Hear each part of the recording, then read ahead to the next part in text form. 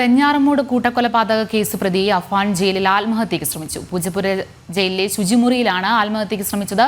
അഫാനെ Thiruvananthapuram medical college ആശുപത്രിയിൽ ചികിത്സയിലാണ്. വിവരങ്ങൾ നൽകാനായി ടിൻഡു ദാസ് ചേരുന്നുണ്ട്. ടിൻഡു, വിശദാംശങ്ങൾ. അഞ്ജന, ഇന്ന് രാവിലെ 11 മണിയോട് കൂടിയായിരുന്നു തിരുവനന്തപുരം പൂജപ്പുര സെൻട്രൽ ജയിലിലെ UT ബ്ലോക്കിൽ വെഞ്ഞാറമൂട് കൂട്ടക്കൊലപാതക കേസിലെ പ്രതി അഫാൻ ആത്മഹത്യയ്ക്ക് ശ്രമിച്ചത്. ശുചിമുറിയിലേക്ക് കൊണ്ടുപോകുന്ന സമയത്ത് അഫാൻ പരിസരത്ത് ഉണങ്ങാനിട്ടിരുന്ന ഒരു ലുങ്കിമുണ്ട് കൈക്കലാക്കിയിരുന്നു. ഈ ലുങ്കിമുണ്ട് ഉപയോഗിച്ചുകൊണ്ടാണ് ശുചിമുറിക്കകത്ത് തൂങ്ങി മരിക്കുക, അതായത് കഴുക്കിൽ കുരുക്കിട്ട് മരിക്കാനായി ശ്രമിക്കുന്നത്. സമയം വൈകിയിട്ടും അഫാൻ ശുചിമുറിയിൽ നിന്ന് ഇറങ്ങാത്തതിനെ തുടർന്നാണ് ഡ്യൂട്ടിയിലുണ്ടായിരുന്ന ഉദ്യോഗസ്ഥൻ ശുചിമുറിയുടെ വാതിൽ ചവിട്ടി പൊളിക്കുന്ന സമയത്ത് അഫാനെ ബോധരഹിതനായി കണ്ടെത്തുകയായിരുന്നു. കഴുത്തിൽ കുരുക്കിട്ട നിലയിൽ ബോധരഹിതനായി കണ്ടെത്തുകയാണ്. തുടർന്ന് 15:25 തിരുവനന്തപുരം മെഡിക്കൽ കോളേജ് ആശുപത്രിയിലേക്ക് അഫാനെ മാറ്റുന്നു. അവിടെ നിന്നും അഫാനെ തീവ്രപരിചരണ വിഭാഗത്തിലേക്ക് മാറ്റുകയായിരുന്നു. അഫാൻ ഇപ്പോൾ ICUവിൽ ചികിത്സയിലാണ്. അഫാന്റെ തലച്ചോറിലേക്കുള്ള ഓക്സിജന്റെ പ്രവാഹം കുറഞ്ഞിട്ടുണ്ട് എന്നാണ് ആശുപത്രി അധികൃതർ നൽകുന്ന വിവരം. കഴിഞ്ഞ ദിവസം അഫാൻ നടത്തിയ കൂട്ടക്കൊലയിൽ ആദ്യം കൊലപാതകം നടത്തിയ പാലോട് സൽമ ബീവിയുടെ കേസിൽ അഫാനെ കുറ്റപത്രം വായിച്ച് പോലീസ് കേൾപ്പിച്ചിട്ടുണ്ടായിരുന്നു.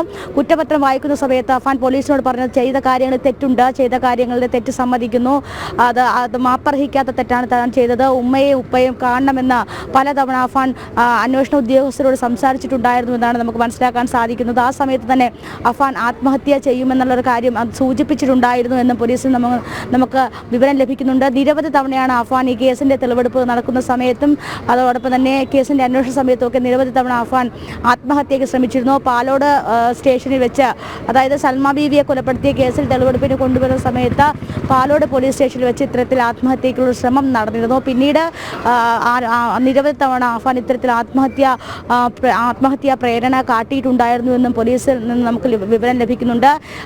ഒരു കേസിൽ മാത്രമാണ് നിലവിൽ ഇപ്പോൾ കുറ്റപത്രം സമർപ്പിച്ചിട്ടുള്ളതിന് 4 കേസുകളിൽ കുറ്റപത്രം സമർപ്പിക്കേണ്ടതായിട്ടുണ്ട്.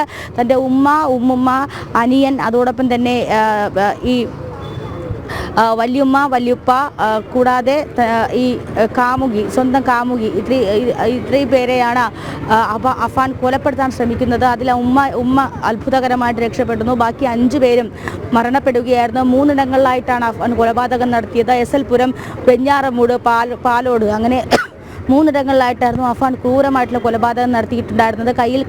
അതായത് കൊല്ലണമെന്ന ഉദ്ദേശത്തോടു കൂടി കടബാധ്യതയിൽ നിന്നും രക്ഷ നേടാൻ വേണ്ടിയിട്ട് ചുറ്റികല്ല് വാങ്ങി ആ ചുറ്റികല്ലിന് തലയ്ക്കടിച്ചാണ് ഈ 5 പേരെയും കൊലപ്പെടുത്തുന്നത്. അതിക്രൂരമായിട്ട് സ്വന്തം അനിയനെ ഉൾപ്പെടെ അതിക്രൂരമായിട്ട് കൊലപ്പെടുത്തിയ കേസിലാണ് ഇപ്പോൾ അഫാൻ തിരുവനന്തപുരം പൂജപ്പുര സെൻട്രൽ ജയിലിൽ ശിക്ഷയിൽ കഴിയുന്നത്, വിചാരണ കാത്ത് കഴിയുന്നത്. ഈ സമയത്താണ് ഇത്തരത്തിലൊരു ആത്മഹത്യാ ശ്രമം ഉണ്ടായിരിക്കുന്നത്. അഫാൻ അതിതീവ്ര പരിചരണ വിഭാഗത്തിൽ ചികിത്സയിലാണ് എന്ന് മനസ്സിലാക്കാൻ സാധിക്കുന്നു. അഫാന്റെ തലച്ചോറിലേക്കുള്ള ഓക്സിജന്റെ പ്രവാഹം കുറഞ്ഞിട്ടുണ്ട്. അതീവ ഗുരുതര അവസ്ഥയിലാണെന്ന് നമുക്ക് മനസ്സിലാക്കാൻ സാധിക്കുന്നുണ്ട്.